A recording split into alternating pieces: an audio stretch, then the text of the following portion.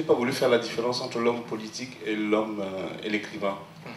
Parce qu'en fait, pendant longtemps, on a fait la distinction comme si chez ce personnage, il y avait deux êtres distincts. J'ai considéré qu'au fond, il n'y avait pas deux êtres distincts, il y avait exactement le même personnage qui fonctionnait à peu près de la même manière en politique et en poésie. Et qu'au fond, si on est très sensible à sa poésie, si elle est très belle, si elle est éruptive, comme il disait lui-même, il faudrait faire exactement la même chose avec la politique, parce que la politique chez lui aussi est une politique très éruptive. Et j'ai voulu effectivement Qu'est-ce que vous voulez dire par là? C'est-à-dire qu'au fond, c'était un personnage qui était volcanique en soi. Et sa poésie est une poésie du volcan.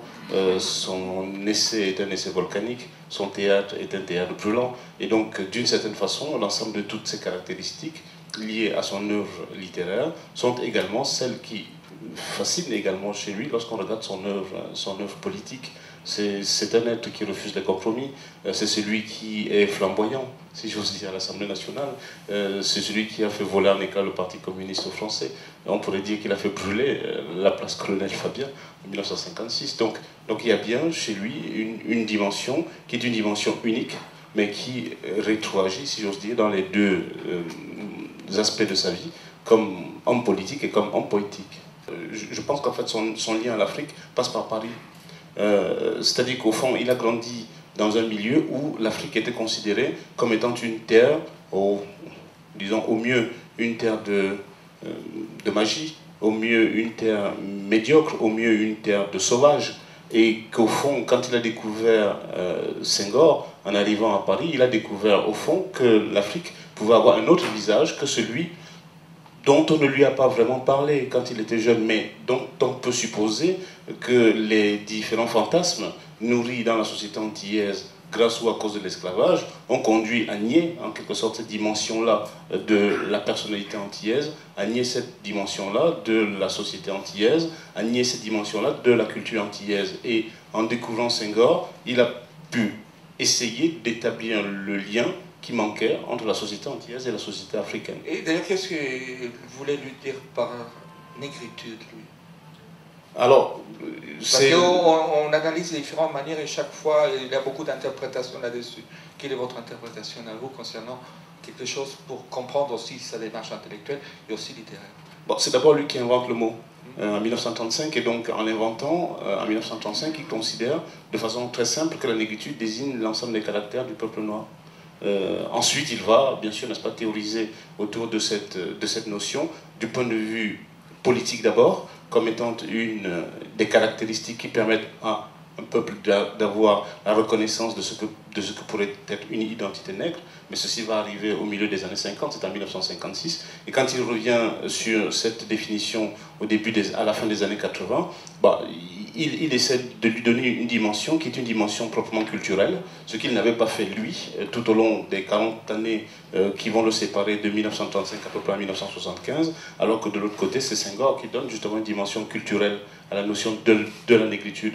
Pour lui, dès le départ, c'est simplement l'ensemble des caractères du peuple noir qui peuvent effectivement être des caractères que l'on pourrait retrouver aussi bien en Afrique qu'aux Antilles, qu'aux Amériques. Oui, mais en même temps, il y a quelque chose de tout à fait différent. En 1960, les pays d'Afrique noire francophone prennent leur indépendance et les Antilles restent aussi dans l'intérieur de la République. Alors c'est des schémas entre Senghor et Césaire qui divergent un peu à ce moment-là. Oui, je crois que quand on compare les deux vies, celle de Senghor et celle de Césaire, on s'aperçoit que au début des années 60, l'Afrique va prendre son indépendance et donc va diverger. On pourrait jouer sur le mot diverger. Diverger, on prend des chemins différents. Voilà, prennent des chemins différents, alors que les Antilles vont rester dans une optique qui serait une optique de la départementalisation. Départementalisation voulue en 1945 au lendemain de la guerre et obtenue en 1946, comme vous le savez sans doute. Et donc, d'une certaine manière, cette divergence-là est une divergence qu'il va vivre douloureusement, parce que autant il est fasciné par les indépendances africaines, autant il redoute les indépendances africaines. Et Césaire est toujours, sur ce sujet-là, un être entre deux, fasciné par les indépendances, mais il sait très bien, comme il le dit lui-même, qu'au début des années 60, apporter l'indépendance aux Antilles, c'est les condamner justement à la misère, c'est les condamner à une sorte de non-lieu, si j'ose dire, de faire de ces territoires, comme il a dit lui-même ailleurs, une petite Haïti, ce qui effectivement n'est peut-être pas la meilleure des chances à accorder à ces territoires. Donc, quand il opte pour la départementalisation, il se sert des indépendances africaines pour mieux aller jusqu'au bout de la départementalisation en réclamant justement que la France, j'allais dire, dépense suffisamment d'argent, et je le dis de façon très terre à terre parce que c'est la réalité, dépense suffisamment d'argent pour pouvoir permettre aux Antilles d'être développées, parce que c'était cela son but, de faire que l'homme antillais accède à ce qu'il appelle une identité propre, mais il ne peut le faire effectivement que par le biais de la départementalisation, et donc il va se servir de l'indépendance africaine pour cela, et chaque fois qu'il va défendre la départementalisation, il va en faire justement une sorte de condition de l'indépendance des Antilles. C'est assez particulier chez Césaire, comme une sorte de double jeu qu'il mène alors de façon très consciente entre l'indépendance d'un côté et la départementalisation de l'autre. Il joue très bien de ces deux notions politiques afin de donner une certaine autonomie, puisque c'est la seule chose qui l'intéresse, afin de donner une certaine autonomie à la Martinique. Alors, en ce sens-là, c'est un vrai rouet politique. Alors quand j'ai utilisé ce mot, on m'a dit que j'étais en train de dégrader un tout petit peu Césaire, mais non, c'est un vrai politique en ce sens-là, il est très fin. Pourquoi avoir choisi ces deux personnalités, Aimé Césaire et Frantz Fanon, pour nous parler de cette question-là qui nous réunit aujourd'hui? Déjà, c'est intéressant de constater que le public n'est pas entièrement composé d'Africains et d'Antillais. Personne n'est parfait. Non, mais c'est important de le dire parce que ça veut dire que notre pays n'est pas une addition de communautés. Et quand on prévoit une rencontre à la FNAC qui s'intitule Afrique Antilles, eh on a des gens qui sont intéressés, qui sont de tous les horizons. C'est important de le dire et je pense que Césaire serait intéressé par ça. J'ai choisi de faire un article dans le Rupture postcoloniale, c'est la continuité en fait de l'ouvrage qui s'appelait La fracture coloniale il y a quelques années. Mettre en comparaison Césaire et Fanon, ça me paraissait intéressant parce qu'ils sont à la fois très différents, ils ont des parcours différents, une génération différente, mais en même temps, leur point commun, ils ne sont pas opposés. Ils ne sont pas opposés, disons que leur point commun est de devoir être étudié, à mon avis, dans les classes aujourd'hui. Ils nous disent tous les deux des choses de ce qu'est l'expérience noire et du rapport entre l'expérience noire et l'universel. Là où ils sont très différents, c'est dans la solution apportée à la question noire. Je m'explique. Eduardo, tu posais la question de savoir ce qu'était la négritude. Et la négritude, Césaire disait, la négritude n'est pas un racisme noir, parce qu'en fait, imaginez le terme de blanchitude des Blancs auraient inventé, ça s'est fait d'ailleurs, hein, la white supremacy, la suprématie blanche, non, ça n'a rien à voir la négritude. La négritude, elle se conçoit dans un contexte de domination des Blancs sur les Noirs. Et la négritude, il disait que c'est la réaction au racisme blanc, ce n'est pas du racisme noir. On a trouvé la même chose aux États-Unis quand Mohamed Ali dit « je suis noir, je suis le maître du monde », « Black is beautiful », c'est pas pour dire que blanc c'est laid, quand il dit noir c'est beau. C'est parce qu'il est dans un contexte et dans un pays où on dit aux noirs que leurs cheveux crépus c'est pas beau, que leur peau noire, à la limite il faudrait la blanchir. C'est dans ce contexte-là qu'ils se réapproprient le terme de noir et qu'ils le jettent à la figure du blanc raciste, selon l'expression de Sartre dans l'Orphée noir. Fanon, lui, n'est pas dans cette optique-là. C'est-à-dire que Césaire, lui, s'approprie le terme de noir. Fanon, il était psychiatre aussi. Il était psychiatre, l'autre, oui, c'est tout à fait différent. Fanon, lui, il veut déconstruire. Et il a une perspective plus individuelle, d'échappatoire, face aux blancs racistes qui enferment l'Africain ou l'Antillais dans le noir. Eh bien, il dit « je n'ai pas le droit d'être noir ». Hein, il y a un échappatoire presque individuel de Fanon. Césaire, lui, c'est quelque chose de beaucoup plus solidaire, qui ressemble beaucoup plus à ce que font les Afro-Américains, c'est-à-dire, c'est à partir de cette discrimination en tant que noir que je m'affirme. Donc là, ils sont très différents l'un de l'autre. Mais il dit aussi, les nègres vous emmerdent.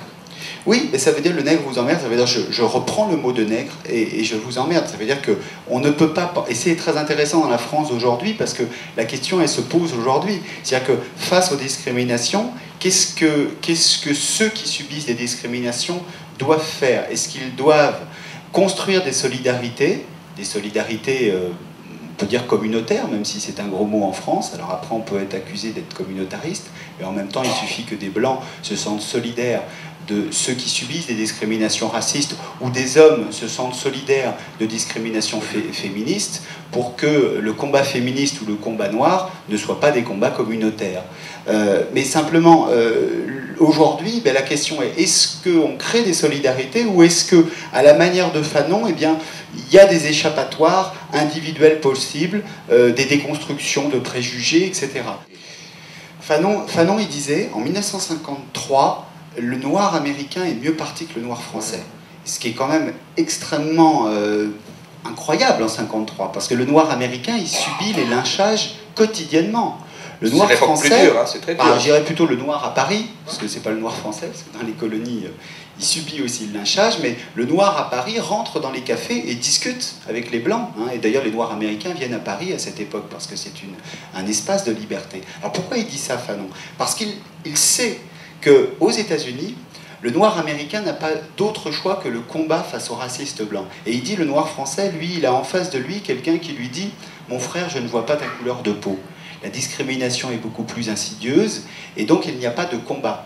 Et il n'y a pas de combat, et Fanon disait que le noir américain, après tous ces combats, eh bien, il dit, dans 50 ans, on verra un monument. Ce monument, ce sera un noir et un blanc qui se donneront la main. Il avait presque anticipé le devenir des États-Unis. C'est-à-dire un président noir, mais pas seulement un président noir, parce que ça, on pourrait dire, c'est l'arbre qui cache la forêt, mais l'accession des Noirs à la classe moyenne. Même s'il ne faut pas mettre de côté la réalité aussi de milliers de Noirs aux États-Unis, notamment en prison, et donc ne pas idéaliser la société américaine, mais enfin, beaucoup de progrès ont été faits.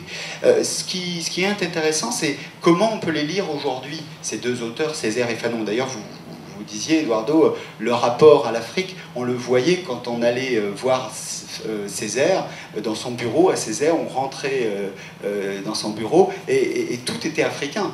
La seule chose qui n'était pas africain, c'était derrière son bureau, il avait mis le maillot de Lilian Thuram. Lilian lui avait offert son maillot, pas de la Juventus, mais de Parme, et il avait mis le maillot de Lilian. Pour le reste, tout était des choses qu'il avait rencontrées, qu'il avait vues en Afrique, des photographies, des objets, etc. Et ce qui est intéressant d'ailleurs, c'est aux Antilles où beaucoup d'Antillais moyens, parfois, et c'est lié à la colonisation, rejettent l'héritage africain en disant non, nous on est des Antillais, on n'a rien à voir avec les Africains. C'est des choses qui sont réelles et qui sont liées à la colonisation. Et finalement, on peut dire qu'en Afrique, il y a aussi quelque chose de post-colonial. C'est-à-dire qu'une petite anecdote, quand vous allez à Dakar, si vous allez à Dakar, vous constaterez que la principale artère, le boulevard de Dakar, où vous avez le marché d'ailleurs, ne s'appelle pas Césaire. C'est-à-dire que Léopold Sédar Senghor n'a pas choisi d'appeler le principal boulevard de Dakar Césaire, il l'a appelé Pompidou. Donc il y a encore, aujourd'hui en 2010, et vous allez dire, oui, 50 ans après les indépendances, une nécessité de décolonialisation des esprits. C'est un mot anglo-saxon, décolonialisation. Certes, il y a eu décolonisation, mais la décolonialisation, c'est comment on sort des préjugés enracinés par la colonisation. Et moi, par exemple, je cite un sondage de la semaine dernière qui montre que 30% des Français estiment que les Noirs sont supérieurs physiquement aux Blancs, meilleurs en sport, etc. 30%. Dans ces 30% de Français, il n'y a pas seulement des Blancs. C'est-à-dire que ce sont des Français blancs et des Français noirs qui pensent que les Noirs sont supérieurs physiquement aux Blancs. Et il n'y a pas seulement... Ouais, l'autre jour, ça marche sur la Coupe du Monde de foot, un journaliste l'a dit, et après j'ai l'impression que très vite il s'est aperçu qu'il avait des conneries. Mais c'est intéressant, mais c'est pas complètement des conneries, c'est des préjugés. C'est-à-dire que... et des préjugés, il faut les déraciner, ça ne suffit pas de dire c'est mal et c'est pas bien. Et j'allais dire que... Alors pourquoi d'ailleurs des préjugés c'est mal? Parce que les adultes ont ces préjugés, mais les enfants aussi. Et quand les enfants à l'école, et les enfants noirs, les enfants français, antillais, africains sont à l'école, et qu'ils partagent le préjugé qu'ils sont supérieurs physiquement à leurs petits camarades blancs, mais quand ils ont le choix entre s'investir en EPS ou s'investir en mathématiques ou en cours de littérature, eh bien ils vont s'investir en EPS. Donc vous voyez que le préjugé est quelque chose qui est immédiatement destructeur. C'est pour ça qu'Obama d'ailleurs a dit il faut, pendant la campagne il a fait un beau texte et il a dit il faut effectivement déconstruire les préjugés qui sont c'est le combat de des Lilian préjugés. Thuram d'ailleurs. Bien sûr, déconstruire les préjugés, déconstruire ce que l'on a à l'intérieur de la tête. C'est lié à la colonisation, c'est lié aussi à l'histoire de l'esclavage, où le noir était un bien meuble, et donc était un corps, devait être un corps, et n'était pas un esprit, n'était pas une pensée. Et ça, c'était le combat aussi de Césaire. Vous vous rappelez cette époque de Césaire et de Senghor, hein, de cette époque où eh bien, on pouvait, c'était le Yabon Banania, d'ailleurs, qui est toujours sur les boîtes hein, bien il disait il faut déchirer le Yabon parce qu'il y a un stéréotype qui est enraciné et qui est destructeur, alors qui aussi est destructeur en termes de discrimination, parce qu'un préjugé, lorsqu'il est à l'intérieur de la tête d'un employeur, ça se transforme en discrimination. C'est que je voulais ajouter que dans le film, monsieur l'écrivain et le grand poète colombien qui nous a quittés, monsieur Zapata Lovella, nous instruit qu'une des grandes fonctions de Césaire, c'est effectivement se réapproprier les poncifs et les clichés négatifs qui ont été produits par le discours colonial, le discours esclavagiste, et d'en faire en quelque sorte de valeurs positives. Tout à l'heure, quelqu'un faisait remarquer qu'avec Césaire, le mot nègre, quand vous dites le nègre vous emmerde, c'est parce qu'il prend le mot nègre, il se l'approprie, et puis ça devient une sorte de, allez, on va dire ici, comme dirait un indigène australien, boomerang. Zapata Lovella observe par exemple que l'influence du cahier d'un retour au pays natal a été déterminante dans toute l'Amérique qui parle espagnol, qui écrit espagnol. Pourquoi? Parce qu'enfin, ils avaient sur des pages qu'on leur venait de leur traduire la possibilité de se revendiquer barbare. C'est un deuxième exemple. Lorsqu'on lit le cahier, ils ont compris que barbare, au sens où l'occidental colon ou esclavagiste le projetait sur les Noirs, barbare voulait dire ceux qui ne sont pas comme moi, occidental, qui suivent le modèle, pour aller vite. Hein. Eh bien, Césaire s'est arrangé pour qu'à partir de ce moment-là, barbare soit le mot qu'on applique aux gens qui lèvent le poing pour se battre contre l'oppresseur. Enfin, je pourrais multiplier ce genre d'exemple. Il y a, pour revenir à ces différences que vous faisiez entre Césaire et François Fanon, il y a un usage de ce qu'on va appeler assez rapidement un dispositif, disons, hegelien, qui n'est pas une question de forme, mais qui est peut-être une question de densité. C'est vrai que Césaire s'attache beaucoup à s'identifier, ou à faire bouger des grandes masses, chercher comment insuffler de l'intelligence aux gens pour leur donner une culture de militant. Ce type de travail, quand vous le cherchez dans l'œuvre de Fanon, c'est vrai que de par sa formation, il cherche d'abord la libération de l'individu. Et l'individu, pourquoi? Parce que l'individu est le sujet historique chez Fanon, sujet historique proprement aliéné par l'histoire coloniale. D'une manière ou d'une autre, je voulais dire, ça les deux peuvent le revendiquer, ils cherchent tous les deux l'émancipation. Maintenant, je voulais ajouter quelque chose sur ce qu'a dit M. Diopère, sur les relations, les perceptions qu'on a aux Antilles, de l'Afrique actuelle ou des Antilles en Afrique. La dernière fois, enfin la première fois que je me suis trouvé en Martinique, c'était donc en 1998. Ce qui m'a frappé, c'est que lorsque j'avais affaire à des gens qui étaient tout simplement des lecteurs de l'œuvre de Césaire, voire même à des militants genre Garveillis, ce qu'on appelle de façon populaire les Rastas, il y avait un très bon accueil, voire même une attente d'échange et d'élucidation de l'Afrique. Mais lorsque je rencontrais par exemple des gens qui militaient dans le parti de Césaire, la plupart étaient soit indifférents à l'Afrique, ou franchement hostiles. C'est quelque chose qui m'a beaucoup frappé chez les gens qui militent dans le parti de Césaire. De même que je l'ai dit, je crois hier ou avant-hier à Bordeaux, dans un endroit qui ressemble à celui-ci, que ce Zapata Lovella qui témoigne que lors de son voyage en 1966 à Dakar pour le Festival des Arts Nègres, grâce à Senghor, il a pu rendre visite à un chef, un grand chef africain d'un village de Casamance. Et à sa grande surprise, ce chef-là, en 1966, continuait à manifester non seulement de la distance, mais du mépris culturel et social avec un noir en face de lui qui était descendant d'esclaves. C'est dire que lorsque M. Dipper disait que la décolonisation des mentalités elle n'est pas achevée, elle est vraiment très très forte. Et dernière chose que j'ai eu beaucoup avec Césaire, mais je n'ai pas eu le courage de monter parce que Césaire pouvait être parfois plus que volcanique. Il pouvait être, je peux vous assurer, d'une violence inouïe. Donc il m'a dit des choses que je n'ai pas su monter, mais je peux vous monter.